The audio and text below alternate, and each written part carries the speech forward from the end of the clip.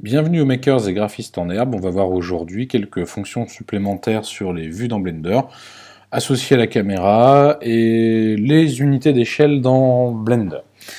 Alors, ici quand je lance Blender, on voit bien que je n'ai pas mon petit cube traditionnel. Quand je lance Blender, j'ai un petit cube.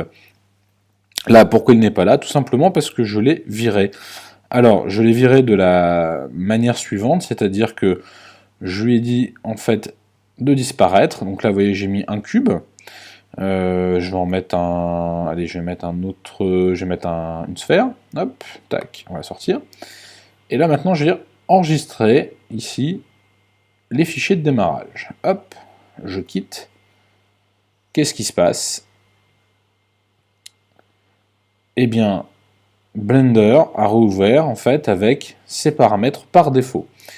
Donc ça veut dire que Blender peut enregistrer tout simplement une vue et la réadapter, ou en tout cas les positions de vos fenêtres et la réadapter à votre travail.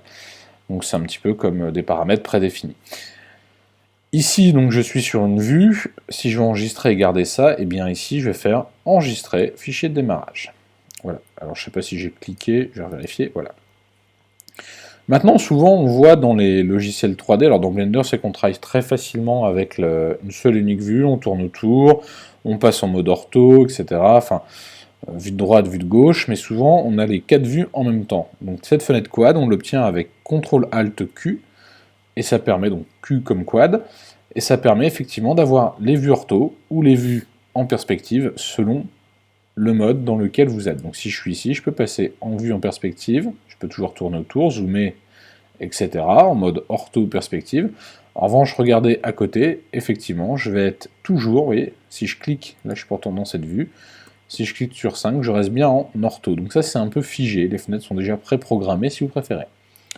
Donc ça c'est plutôt pas pratique. Maintenant, ce qu'on va faire, c'est que Blender, souvent on imprime en 3D, et pour imprimer en 3D, on a rarement des imprimantes qui font 10 mètres par 10 mètres.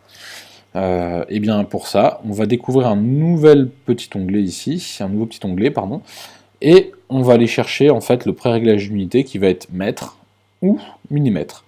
Selon votre travail, si vous êtes plutôt, je dirais, dans la petite menuiserie, on va choisir directement le millimètre. Si on va faire un petit peu d'architecture, on va plutôt préférer le mètre, ce qui va nous permettre tout simplement de dessiner des façades de bâtiments ou autres et de commencer à créer des univers. Pour de l'illustration, par exemple, si on ne crée pas un personnage mais plutôt un décor, on va choisir le mètre. Donc on va essayer de choisir une unité d'échelle qui va être plutôt pratique dans le travail et qui nous permettra, quoi qu'il en soit, du coup, de pouvoir transformer notre travail à une unité imprimable. Donc ici j'ai choisi mètre. Si je viens donc créer un élément, voilà, comme un cube, je vois bien que mon cube ici c'est marqué dimension 2 mètres par 2 mètres par 2 mètres. Ce qui veut dire que mon cube ici, je peux très bien lui dire de faire 10 cm. Voilà, alors après il faudra taper avec un 0. Voilà, je ne sais pas si vous voyez ici, je suis passé en centimètres, donc 0,1, tac, tac, et là il me dit bien qu'il est en centimètres. Tac, donc là je suis bien passé en centimètres, et mon cube est devenu ici tout petit. Alors du coup là maintenant, ça je sais que c'est imprimable sur une imprimante 3D, voilà. Donc là on est à l'échelle et plus dans l'unité Blender du monde Blender, ce qui fait que souvent quand on travaille dans Blender pour l'impression 3D, qu'on ne règle rien, quand on laisse none, bah, qu'est-ce qui se passe? En fait on a un objet qui fait 5 mm de haut alors qu'il en fait 10 de haut normalement. Voilà, donc maintenant vous savez aussi travailler à l'échelle. Alors je vais revenir en arrière, voilà, mon cube doit être un petit peu plus gros, et souvent le problème que l'on rencontre dans Blender, donc on sait que pour faire un rendu on tape F12 et on voit l'univers, néanmoins souvent c'est le calage de la caméra qui peut poser problème. Et bien pour ça on va avoir un petit raccourci qui va être tout simplement, alors que je me rappelle CTRL-ALT 0, voilà, je vais sélectionner ici la caméra, je suis rentré en fait dans la caméra, et je vais pouvoir, regarder, en appuyant sur R, faire une rotation à mon univers. Alors là, je peux contraindre l'axe, vous voyez, Z. Donc là, c'est comme si j'étais sur un axe, donc droite-gauche. Hop, je me cale ici.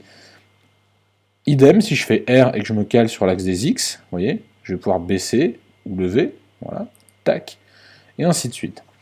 Alors, si je fais F12, tac, on voit bien que mon cube est rentré dans le côté droit de l'image. Si je reviens dans ma caméra, que je fais R et Z, eh bien, je me déplace. On voit bien que mon cube, si je vais faire maintenant mon rendu, donc là, je suis passé un peu comme en vue subjective.